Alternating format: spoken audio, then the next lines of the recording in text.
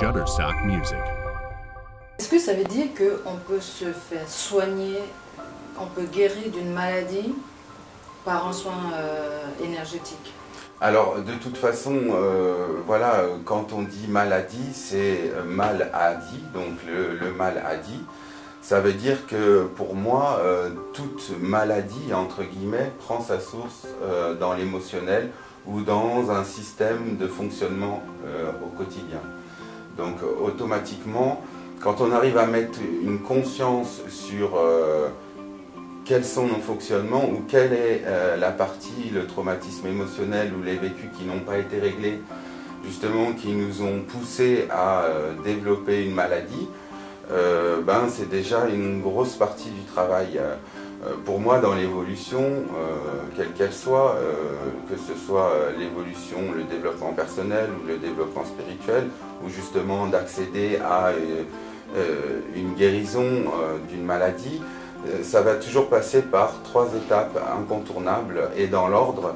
Donc la première étape, c'est la prise de conscience. C'est-à-dire que tant qu'on n'a pas eu cette prise de conscience, on ne comprend pas pourquoi on fonctionne de cette manière, pourquoi on est toujours confronté aux mêmes mécanismes récurrents, aux mêmes interactions avec les autres. Ensuite, donc, c'est l'acceptation de ce que nous sommes ou ce qui est, parce que la seule chose sur laquelle on ait vraiment une capacité d'agir, c'est sur nous-mêmes, et c'est là que tout se passe en fait. Et puis la troisième, c'est le lâcher-prise, donc c'est le travail qu'on va entreprendre justement pour pouvoir libérer l'émotion qui va éventuellement amener à une guérison.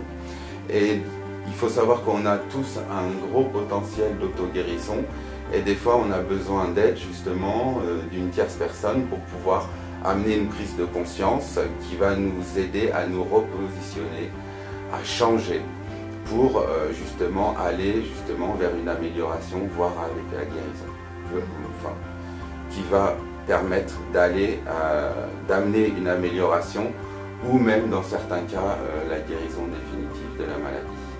Voilà. Mais il est évident que la piste de la médecine traditionnelle n'est absolument pas à écarter.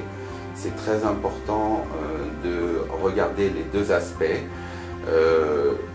mais c'est aussi très important pour des maladies, surtout des maladies graves, comme certains cancers ou d'autres maladies d'ailleurs, d'arriver à comprendre quels sont les fonctionnements de notre vie qui nous ont amenés à justement expérimenter cette expérience de vie.